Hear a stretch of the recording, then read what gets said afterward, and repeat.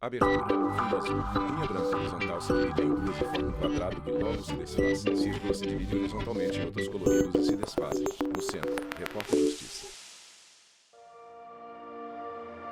Jardim florido sob o céu azul. Plantas crescem no solo escuro. Com uma pá alguém cava a terra. A gente não vê, mas sob nossos pés há uma reserva de biodiversidade do nosso planeta. Debaixo de onde pisamos é a base da vida humana. O solo é a estrutura viva, tá, para dar início ao nosso caminhar, à nossa jornada Bernardo como Verano, sociedade. doutor em educação Porque é a ambiental. partir do solo que nós cultivamos os nossos alimentos, é a partir do solo que nós estruturamos a questão da biodiversidade vegetal, biodiversidade animal. Então tudo começa nessa estrutura viva que pouco atentamos. Os solos abrigam 25% da biodiversidade do planeta, de acordo com a Organização das Nações Unidas. Existem mais organismos vivos em uma colher de sopa de solo do que pessoas na Terra. Eles podem ser micro-organismos, bactérias, fungos ou Taciara Horst, macro-mesofauna, pesquisadora da rede MAP minhoca, Bioma Solo. né, outros organismos como insetos. E essa interação, né, dessa parte biológica do solo com essa matriz mineral e orgânica nos oferece uma série de serviços. Os solos são fonte de recursos químicos e genéticos, como fungos, usados em antibióticos, por exemplo. Eles também regulam a qualidade do ar e a emissão de gases de efeito estufa, além do sequestro de carbono, que limpa o ar que respiramos. A gente costuma dizer que tem mais carbono hoje no solo do que na atmosfera, né? E isso coloca o solo como um protagonista, né, frente às mudanças climáticas, porque ele pode ser realmente um sumidouro de carbono, né? Cuidar do solo é garantir a própria sobrevivência na Terra, mas a realidade é diferente. Poluição, queimadas, ocupações irregulares, erosão, mineração. Consequências muitas vezes irreversíveis. Dejetos em aterro sanitário. Pássaros voam em volta do lixo. Imagem aérea. Bairro com casa sem telhado.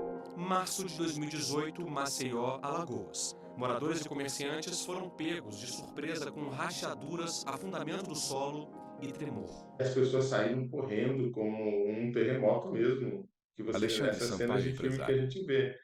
Então as pessoas desceram as escadas, teve gente que desceu de calcinha e sutiã, homem de cueca, aquele pânico generalizado que aconteceu em várias partes do bairro. 5 bairros foram afetados com o afundamento do solo. O desastre ambiental foi causado por uma petroquímica responsável pela mineração na região. Essas minas, elas desabaram no subsolo, a 1.000 metros de profundidade, e o solo começou a fazer isso, ó. O Gesto de solo começou a afundamento. afundou mais de 2 metros nos últimos anos, e esse afundamento gerou um esgarçamento do solo, começou a haver uma ruptura. Então, nesses pontos de ruptura, a parte visível eram rachaduras no asfalto, a formação de crateras nas calçadas, nos jardins das casas, e a rachadura nas paredes. Cerca de 55 mil pessoas tiveram de deixar suas casas e negócios. Em nota, a Prefeitura de Maceió informou que realiza, desde o início do processo de afundamento do solo, ações e medidas voltadas para a população afetada. Já a mineradora Braskem diz que vem colaborando com o poder público na solução dos efeitos do fenômeno geológico e que todos os moradores, proprietários e comerciantes de cerca de 14 mil imóveis vêm sendo atendidos no programa de compensação financeira e apoio à realocação para promover a segurança das pessoas e garantir que elas possam ser indenizadas de maneira justa no menor tempo possível. Casas com paredes destruídas. Lixo abandonado em floresta. Outro impacto no solo são os lixões a céu aberto, que contaminam e deixam a terra improdutiva. Os lixões são buracos, valas, sem nenhum controle do solo, sem nenhuma proteção, em que o Fabrício lixo, o Soda, resíduo é advogado. jogado, o rejeito, e ele vai contaminando o solo, comprometendo a qualidade do solo e do entorno. O advogado explica que, em 2010, a Política Nacional de Resíduos Sólidos estabeleceu a extinção dos lixões até 2014, o que não ocorreu. Já em 2022, com o novo marco legal de saneamento, a previsão é extinguir essas áreas até 2024 em todo o país. Lembrando que o Brasil tem 5.570 municípios, Então, nós estamos falando aqui aproximadamente metade dos municípios ainda encaminham tudo que é gerado no seu território para lixões, comprometendo a qualidade do solo, a qualidade do ambiente e, naturalmente, a saúde pública. Casas em bairro periférico. O bairro cresceu em um morro. A ocupação irregular de terras também é um problema para a biodiversidade do solo e um desafio para muitas famílias. Estamos em uma das maiores favelas do Brasil, segundo o IBGE. Filmagem de celular. A água desce veloz pelos becos e ruas sem asfalto. Os vídeos foram gravados no sol nascente, a 40 quilômetros da área central de Brasília. A enxurrada foi tão forte que afetou praticamente todas as casas da Repórter rua. Leonardo Ferreira, As Sol últimas Nascente residências DF. foram as mais impactadas por causa da força da água. Os vídeos que você acabou de assistir foram gravados pela moradora dessa casa, a Ana Lúcia, que a gente vai conversar agora. Ana, tudo bem? Tudo bem. Como é que foi esse susto? A chuva veio muito forte. Ana Lúcia Dias, Tão forte o costureira. muro não suportou. E o muro do outro lado não era rebocado e caiu igual uma onda dentro de casa e levou tudo que tinha levado. Tanto a minha mudança como da minha filha e dos vizinhos, todo mundo. Foi muito forte a chuva. Esse tijolo aqui não tinha, Não, né? nem a cerâmica, eu coloquei esses dias. O nível da água veio aqui assim. Como até no meu ateliê também tem um nível, tá, perdi tudo, minhas macas, retalho, que eu perdi tudo. Todos os cômodos foram atingidos. O prejuízo maior foi no ateliê de costura, de onde sai o sustento da casa. Você ficou com medo de morrer? Eu fiquei, não vou mentir não, dessa vez eu fiquei com medo de morrer. Tanto eu como meus netos, meus filhos, eu fiquei com medo de morrer. Eu só gritava Jesus, só pedindo a Deus para me dar parar com aquela chuva e pedindo a força. Até hoje eu tenho trauma, não gosto nem de lembrar. Do lado de fora, cenário de guerra. O muro que começava aqui ia até o final, a chuva derrubou. Aqui onde nós estamos era o banheiro, né? É banheiro, banheiro ateliê. Banheiro, o que mais em seguida? Ali é uma arinha do ateliê e onde está lá tem um beco. Esse beco que o muro caiu e entrou água todinha para dentro. Porque a água foi muito alta. Ou seja, essa parede que a gente Já é outra. não existia. Não, aí era aqui. Isso aqui é outra parede, fora. Na vizinhança, o sentimento é o mesmo. Quando o tempo fecha, sabe que vai chover, como é que vocês ficam? A gente fica muito apreensivo, porque a chuva que vem para cá é muito Ana forte, Gisele muito Souza, forte, líder né? de A governança. enxurrada vem toda lá de cima e aí a gente já fica com medo de perder as coisas. A gente já, se for à noite então, a gente nem dorme direito. Prejuízo a gente sabe que Todos tem. nós tivemos, né, com as chuvas. Alguma casa chegou a ser interditada pela Defesa Civil? Sim, essas duas casas aqui estão interditadas, porque essa mesma aqui ela está tampando a vazão da água. Beco entre as casas. Casas interditadas, solo degradado e os problemas não param. Neste ponto onde nós estamos agora, no Sol Nascente, a gente observa pelo menos 3 prejuízos ao solo. O primeiro é o que a gente está vendo aqui, o esgoto a céu aberto. Tem muito lixo, bastante entulho despejado aqui. E talvez o problema mais crítico está bem aqui na frente, uma cratera que existe há pelo menos 20 anos. Árvores derrubadas na encosta da cratera. Uma cratera a perder de vista, difícil até calcular a altura e a extensão. Quais são os impactos na rotina dos moradores daqui por causa da cratera? O impacto é que você não vê criança nas ruas brincando, né? Aqui são repletos Edson de Batista, criança, líder que os pais comunitário. acabam deixando as crianças com medo, né, desse erosal. E quando começa aquele período de chuva aqui, o terror é maior ainda para a nossa comunidade. Muito lixo, esgoto, ou seja, risco de doença. A comunidade acaba não colaborando, colocando lixo, porque o caminhão de lixo não passa aqui, nessas ruas aqui ainda não tem pavimentação.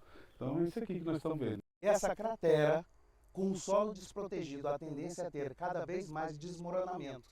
E aí ela vai avançando para as regiões de ocupação irregular do solo, onde nós temos a questão de pessoas convivendo com esse problema de deslizamento e desmoronamento das casas.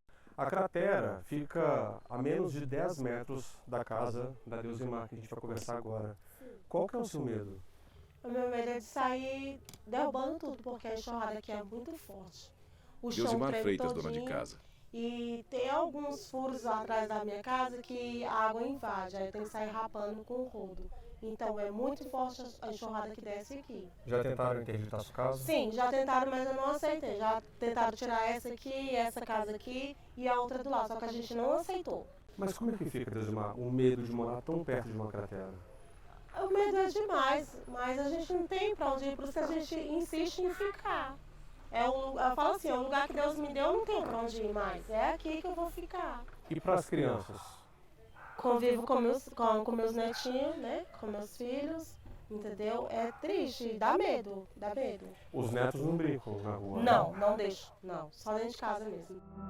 Esgoto com céu aberto, cinegrafistas em cima de enorme cratera cercada pela vegetação.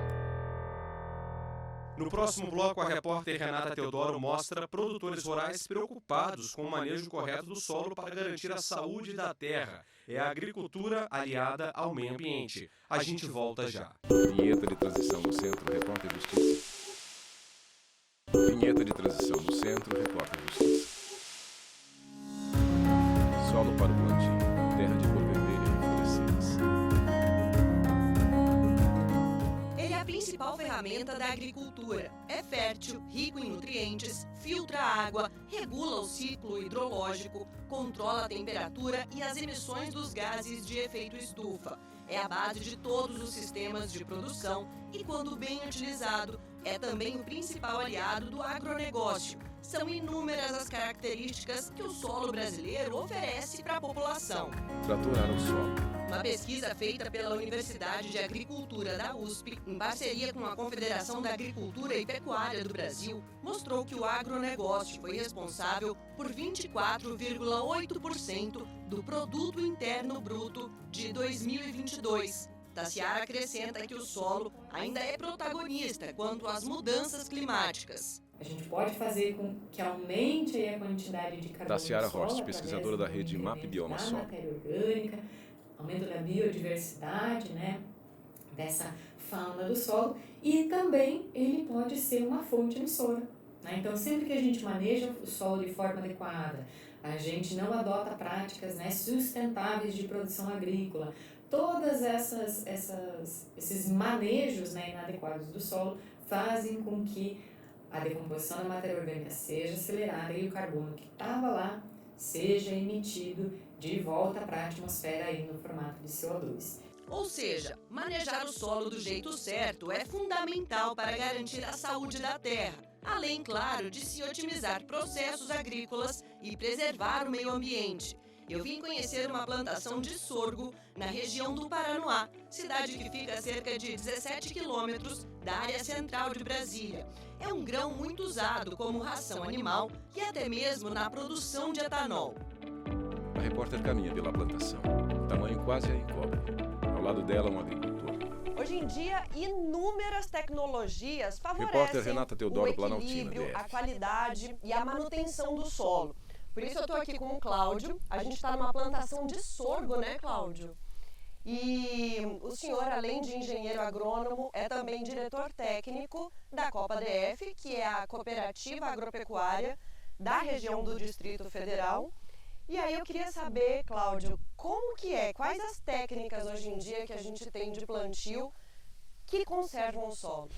Bem, hoje tem várias tecnologias desenvolvidas pelo Centro de Pesquisa e pela Embrapa, né? E uma das técnicas é o plantio direto, que consiste Cláudio em Malinski, fazer a diretor semeadura técnico da Copa DF. concomitantemente com adubação, distribuição de semente e adubação dessa planta, sem removimento do solo, com equipamentos apropriados que fazem o corte da palha, a deposição do adubo e depois a deposição da semente logo acima do adubo, de forma que isso aí venha provocar um bom crescimento para as plantas. E quais os benefícios que o solo tem com esse tipo de plantio? O plantio direto ele evita a erosão, essa camada de palha sobre o solo, ela preserva os micro-organismos, ela também impede a oscilação muito grande de temperatura do solo, que favorece o desenvolvimento das plantas. Outras duas técnicas de plantio bem comuns aqui no Brasil são o plantio de cultura em nível, que evita o escoamento da água na superfície, e o plantio de culturas de cobertura, que faz a reciclagem dos nutrientes e repõe a matéria orgânica no solo, fora o que tem de novidade. Uma técnica que está entrando no Brasil também, que é o tráfego controlado de máquinas, que consiste em todas as máquinas terem a mesma vitória e sempre circular no mesmo caminho, de forma que não provoque a compactação de solo. Essa técnica é um pouco mais difícil, porque tem que fazer uma adaptação das máquinas, todas têm que ter a mesma largura, a mesma vitola, né? Mas é muito já sendo utilizada na Austrália, E no Brasil já tem alguns trabalhos de algumas fazendas fazendo isso aí. Então ajuda muito. Catavento gira, plantação ocupa a paisagem. Fomos conhecer outra região do Distrito Federal. Agora estamos em Planaltina, onde Gustavo e o pai cuidam de 560 hectares de terra. A família planta há mais de 30 anos soja, milho e sorgo e utiliza o sistema de plantio direto. O engenheiro agrônomo diz que a técnica minimiza a exposição do solo, reduz a erosão e aumenta a produtividade. É um sistema que faz parte da sigla Gustavo ABC, Salazar, que é engenheiro agrônomo.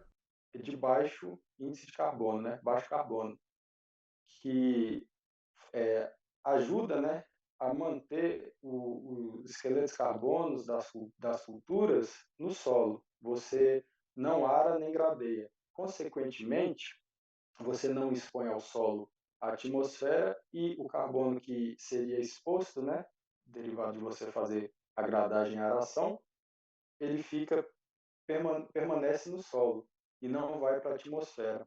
Sobre o uso de defensivos agrícolas, Gustavo garante que de forma correta e controlada não há problemas ou malefícios. A gente usa a técnica de MIP, que é o manejo integrado de pragas. A gente faz um monitoramento semanal para ver se há ou não a necessidade de você entrar com um defensivo agrícola. Não é de hoje a discussão sobre o uso de defensivos agrícolas, também chamados de agrotóxicos. Em junho de 2020, uma decisão unânime do plenário do Supremo Tribunal Federal suspendeu dispositivos da Portaria 43/2020 do Ministério da Agricultura, Pecuária e Abastecimento, Secretaria de Defesa Agropecuária, que liberavam um registro tácito de agrotóxicos e afins. Os dispositivos fixavam um prazo de 180 dias para que a Secretaria se manifestasse sobre o registro de fertilizantes e de 60 dias para agrotóxicos. Na bula do produto químico, assim como a bula de um remédio, vem as especificações certinhas de dosagem, quais pragas que o defensivo consegue controlar, qual é a melhor maneira de aplicação. Então, assim, tudo quanto é dessas informações essenciais está presente na bula.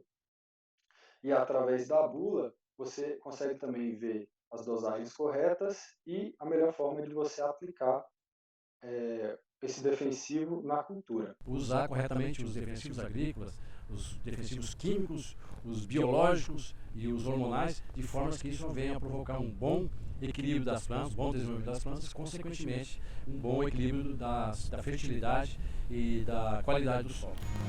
Grãos vermelhos caem sem parar nas palmas das mãos. É isso aí. Eu fico por aqui, mas eu volto daqui a pouquinho para mostrar práticas conservacionistas de preservação do solo. Vamos falar de outras técnicas que também fazem parte do cuidado com o meio ambiente. Não saia daí, é já já. Vinheta de transição no Centro, Repórter Justiça. Vinheta de transição no Centro, Repórter Justiça. Plantação se desenvolve em dia ensolarado. Pequenas flores de pétalas amarelas são balançadas pelo vento suave. Natureza, terra, água e alimentos saudáveis se tornaram o alicerce de vida da Fátima. Mas nem sempre foi assim. A ex-servidora pública veio da cidade para o campo a pedido do marido. Abriu mão do trabalho que tinha e se mudou para essa área rural em Planaltina, no Distrito Federal. E eu vim conhecer de perto a história dessa mulher que transformou o desconhecido em esperança e motivação. Você se imaginava, Fátima, cuidando de terra, assim, você que vivia na cidade?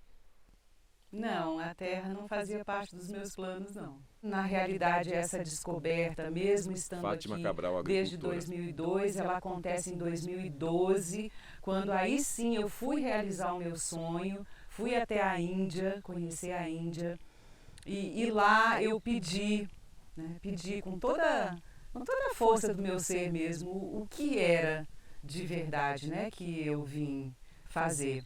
E foi muito nítido porque veio essa voz interna, volte, porque tudo o que você precisa fazer já está aonde você está. Atenta aos sinais, Fátima voltou dessa viagem mais tranquila, com a certeza no coração de que estava no lugar certo. Ela ressignificou a falta de afinidade com a terra e decidiu começar um novo capítulo de vida. O plantio era feito no sistema convencional, com uso de agrotóxico, monocultura, até que em 2008 começou a gerar um incômodo muito grande nos meus 2 filhos que estavam aqui, os 2 mais novos, e eu, né, com a questão do veneno, do agrotóxico, do químico.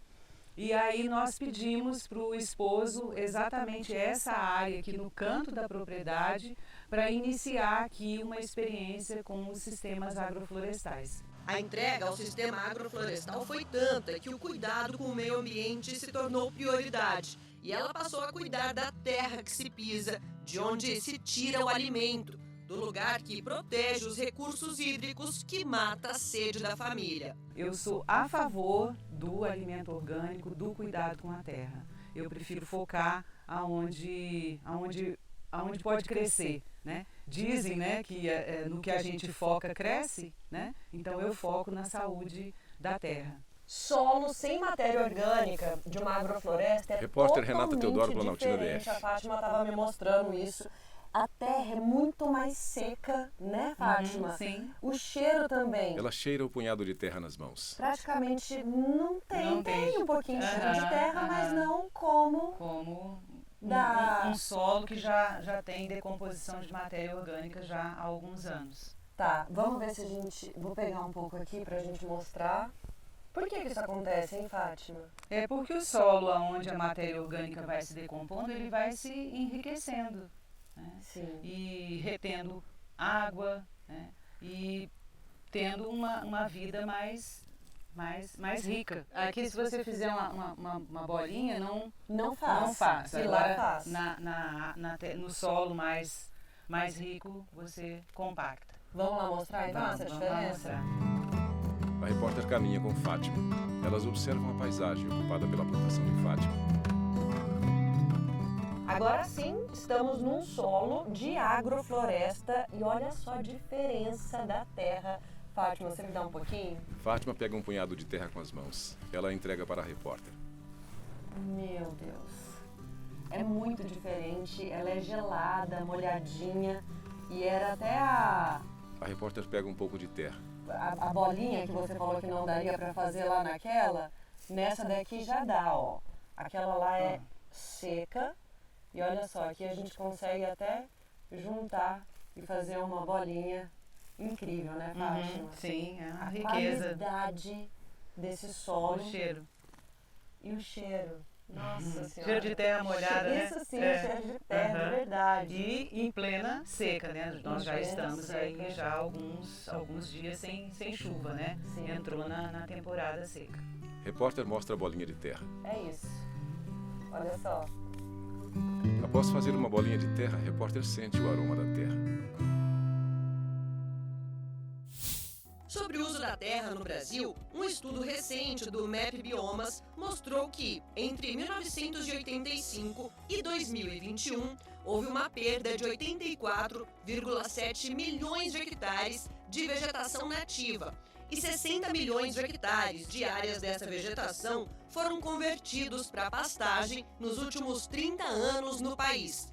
Para quem cuida e sobrevive da terra, a vegetação nativa é uma preocupação. Além das agroflorestas, do alimento, a gente está iniciando um trabalho com os jovens do território, capacitando para a coleta de sementes de nativas do Cerrado para restaurar outras áreas. Então, é um projeto que está envolvendo, né, a comunidade e expandindo um pouco mais. Práticas de conservação e respeito pela natureza, que devolve todo esse carinho em forma de alimentos. Por aqui são mais de 70 tipos, entre folhas, raízes, legumes, frutas, verduras e temperos.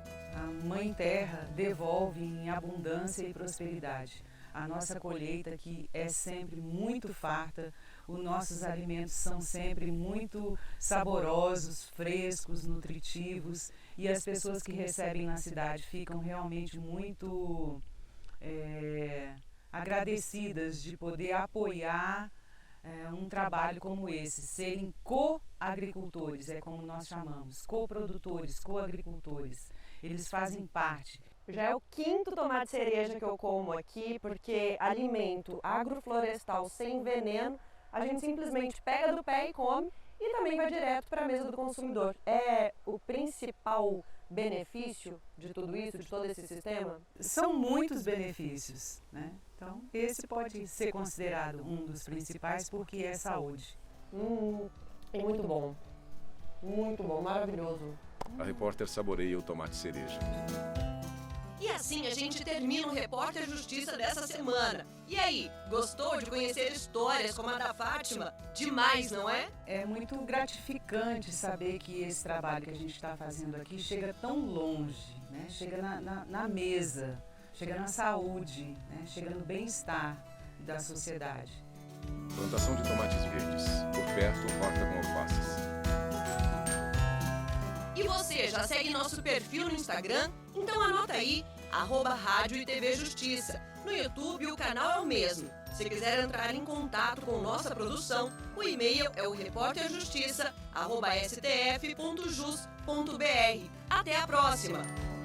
Créditos finais. Produção Rogério Brandão e Juliette. Reportagem Leonardo Ferreira e Renato Teodoro. Edição de texto Leonardo Ferreira. Edição de pós-produção Thiago Lopes. Cabelo e maquiagem Eliana Brandão. Cinegrafia Jeff Martins, Luiz Guilherme, Lúcio Ribeiro e Francisco Costa. Assistência técnica Kleber Leite, Paulo Vaz, Carlos Ferreira e Cláudio Júnior. Videografismo Lucas Martins. Núcleo de programação Rosa Oasa. Técnico Fábio Guedes. Núcleo de produção de programas Flávia Soledade. Supervisão Coordenadoria de Gestão da TV e Rádio Justiça, Secretaria de Comunicação Social, STF. Realização Rádio e TV Justiça 2023.